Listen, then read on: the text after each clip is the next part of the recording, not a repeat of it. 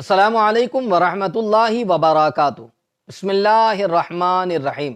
مولایا صلی وسلم دائما ابدا علی حبیبک خیر الخلق کلہم۔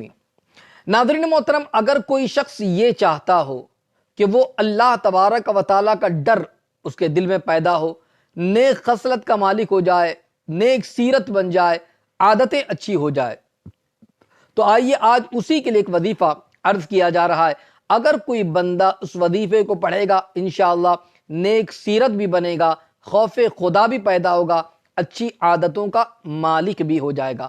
آئیے وظیفہ سماعت کریں، اس سے پہلے گزارش کروں گا ویڈیو کو لائک اور شیئر ضرور کر دے، چینل کو سبسکرائب کر دے، بیل آئیکن کو پریس کر دے۔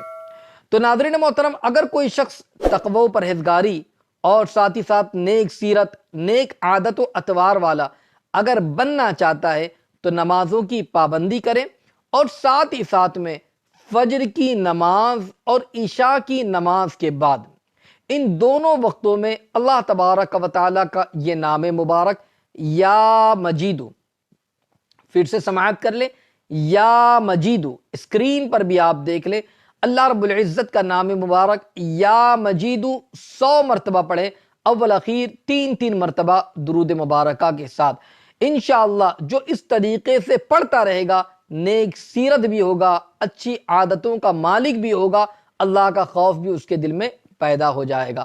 اللہ تعالیٰ ہم تمام کو اس نام مبارکہ کی برکتوں سے مالا مال فرمائے، آمین۔ السلام علیکم ورحمۃ اللہ وبرکاتہ۔